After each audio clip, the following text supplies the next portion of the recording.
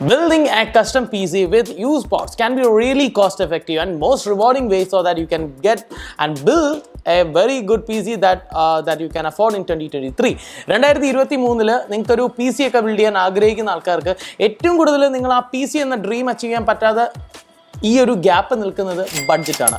ഈ ഒരു ബഡ്ജറ്റാണ് നിങ്ങളുടെ മെയിൻ കൺസേൺ എങ്കിൽ പ്രീ ഓൺഡ് ആയിട്ടുള്ള PC ബിൽഡ് ആണ് സത്യം പറഞ്ഞാൽ നിങ്ങളുടെ ഏറ്റവും ബെസ്റ്റ് സൊല്യൂഷൻ.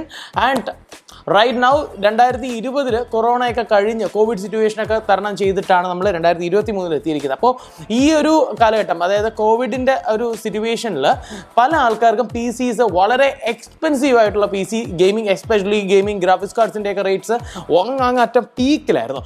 ആ ഒരു സമയത്തുണ്ടായിരുന്ന റേറ്റ് ഒന്നും അല്ല ഇപ്പോൾ യൂസ്ഡ് പാർട്സ് ഒക്കെ വെച്ചൊരു PC ബിൽഡ് ചെയ്യുകയാണെങ്കിൽ നിങ്ങൾക്ക് ഹാഫ് പ്രൈസിന് തന്നെ ഇപ്പോൾ ഒരു ബിൽഡ് ചെയ്യാൻ പറ്റും. സോ നമുക്ക് ആ ഒരു അതിൻ്റെ സ്പെക്കും കാര്യങ്ങളും അതെങ്ങനെ ചെയ്യാം എന്നുള്ളതൊക്കെ നോക്കണ്ടേ. So without wasting much time, this is Prashant and you watching GeekBoZ TV.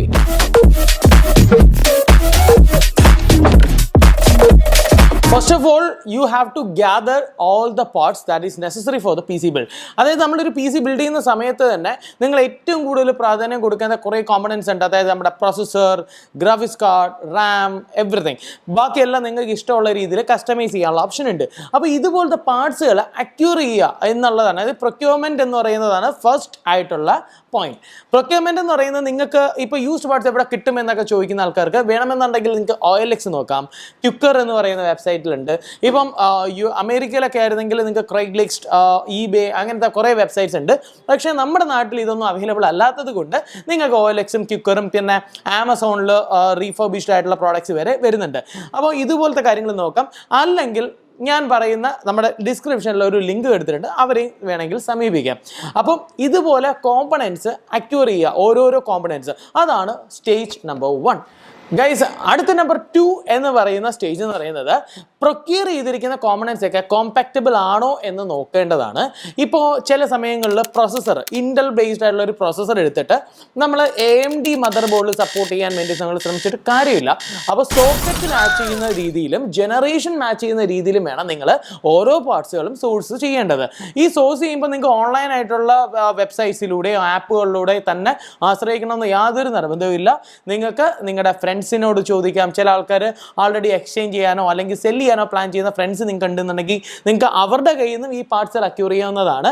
അതേപോലെ തന്നെ ലോക്കൽ ഷോപ്സുകളുണ്ട്, ഇലക്ട്രോണിക് ഷോപ്സ്. നിങ്ങൾക്ക് PC ബിൽഡിംഗ് ഷോപ്സ് ഉണ്ടാവും, അല്ലെങ്കിൽ ലാപ്ടോപ്പ് ഇതുപോലെയൊക്കെ എക്സ്ചേഞ്ചസ് ചെയ്യുന്ന ആൾക്കാരുണ്ടാവും.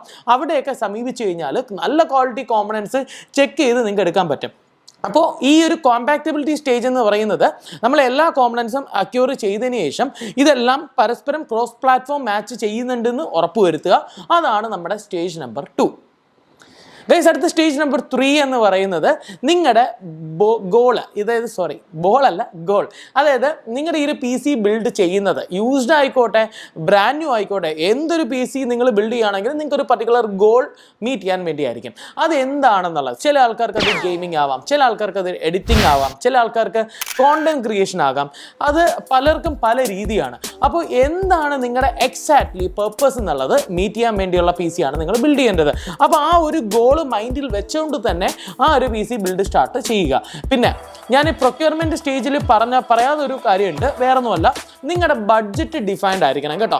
ഒരു 30,000 രൂപയാണ് എൻ്റെ ബഡ്ജറ്റ് എങ്കിൽ 30,000 രൂപ കളക്ട് ചെയ്ത് നിങ്ങൾ മാറ്റി വയ്ക്കുക. ആൻഡ് പ്രൊസസ്സർ, ബോർഡ് ഏതൊക്കെ നിങ്ങൾ ഷോർട്ട് ലിസ്റ്റ് ചെയ്യാൻ പരമാവധി ശ്രമിക്കുക.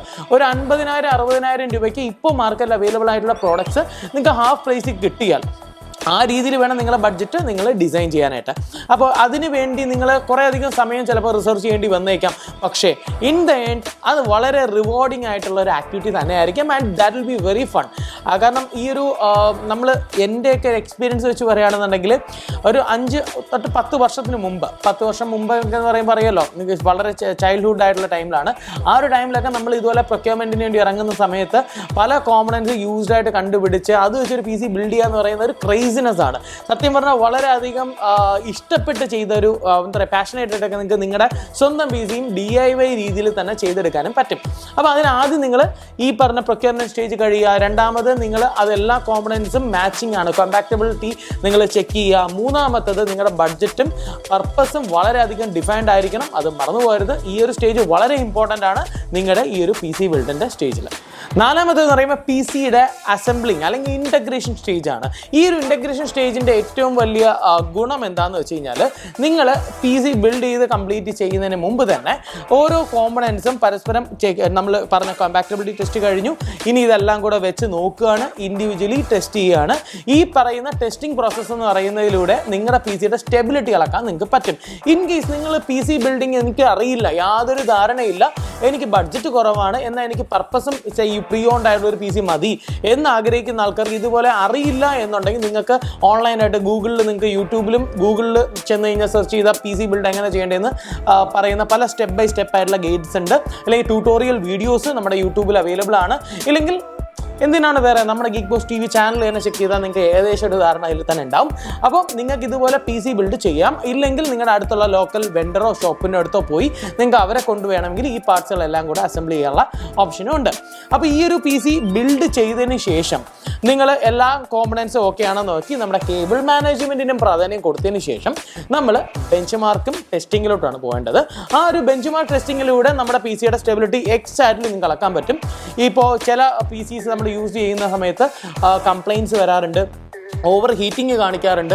അപ്പോൾ അങ്ങനെ എന്തെങ്കിലും ഇഷ്യൂ വരികയാണെങ്കിൽ നിങ്ങൾക്ക് ഈ സ്റ്റെബിലിറ്റി ടെസ്റ്റിലൂടെ മനസ്സിലാക്കാൻ പറ്റും. സ്റ്റെബിലിറ്റി ടെസ്റ്റ് എങ്ങനെ ചെയ്യേണ്ടതെന്നൊക്കെ ഉള്ളത് നമ്മൾ നേരത്തെ വീഡിയോസിൽ ഇഷ്ടംപോലെയുള്ള വീഡിയോസിൽ നമ്മൾ ചെയ്തിട്ടുള്ളതാണ്. അതുകൊണ്ട് തന്നെ നിങ്ങൾക്ക് നമ്മുടെ പ്രീവിയസ് വീഡിയോസ് നോക്കിക്കഴിഞ്ഞാൽ നിങ്ങൾക്ക് അത് എങ്ങനെയാണെന്ന് മനസ്സിലാവും. ഗൈസ്, അടുത്ത ലാസ്റ്റ് ഇമ്പോർട്ടൻറ്റ് സ്റ്റേജ് എന്താണെന്ന് വെച്ച് കഴിഞ്ഞാൽ, OS ചെയ്ത് നിങ്ങളെ PCസിൽ ഗെയിംസ് ഉൾപ്പെടെ, ഗെയിമിംഗ് ആണെങ്കിൽ നിങ്ങൾ ഗെയിംസ് ഇൻസ്റ്റാൾ ചെയ്യുക. ഇനി എഡിറ്റിംഗ് റിലേറ്റഡ് ആയിട്ടുള്ള സോഫ്റ്റ്വെയർസ് ആണ് നിങ്ങൾ യൂസ് ചെയ്യുന്നതെങ്കിൽ പല ഓൺലൈൻ സൈറ്റ്സിലൂടെ നിങ്ങൾക്ക് ഫ്രീ ആയിട്ട് കിട്ടുന്ന സൈറ്റ്സ് പലതുണ്ട്. ഞാൻ എല്ലാം മെൻഷൻ ചെയ്യുന്നില്ല. ക്രാക്ഡ് ആയിട്ടും പൈറേറ്റഡ് ആയിട്ടും നിങ്ങളെ ഞാൻ ഉപയോഗിക്കാൻ വേണ്ടി ഞാൻ റെക്കമെൻഡ് ചെയ്യുന്നില്ല. അപ്പം ഇൻ കേസ് നിങ്ങളുടെ ബഡ്ജറ്റ് വളരെ കൺസ്ട്രെയിൻഡ് ആണെങ്കിൽ definitely that's the only choice that you have.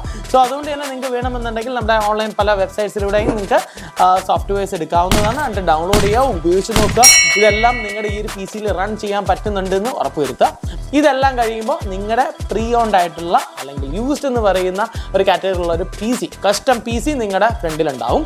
അപ്പം ഇങ്ങനത്തെ ഒരു ബിൽഡ് ചെയ്യാനായിട്ട് താല്പര്യമുണ്ട്, എന്നാൽ നമുക്ക് ചെയ്യാൻ അതിന് പ്രൊക്യൂർമെൻറ്റിന് വേണ്ടിയും ഇതുപോലെ തന്നെ കോമ്പാക്റ്റബിലിറ്റി കാര്യങ്ങൾ ഓരോന്ന് സ്റ്റേജ് 1 ആയിക്കോട്ടെ, സ്റ്റേജ് 2 ആയിക്കോട്ടെ, സ്റ്റേജ് 3 ആയിക്കോട്ടെ, ഇതിലൊരു സ്റ്റേജിലും എനിക്ക് താല്പര്യമില്ല, അല്ലെങ്കിൽ എനിക്ക് അതിനുള്ള ടൈം നിങ്ങൾക്ക് ഇൻവെസ്റ്റ് ചെയ്യാൻ തയ്യാറല്ല, അല്ലെങ്കിൽ ഇതിനെപ്പറ്റി കൂടുതൽ ധാരണയില്ല എന്നുണ്ടെങ്കിൽ നിങ്ങൾ ചെയ്യേണ്ടത് ആ ഡിസ്ക്രിപ്ഷനിൽ കൊടുത്തിരിക്കുന്ന നമ്പറിൽ വിളിക്കുക, അല്ലെങ്കിൽ ആ ഒരു ഇൻസ്റ്റാഗ്രാം പേജ് സമീപിക്കുക.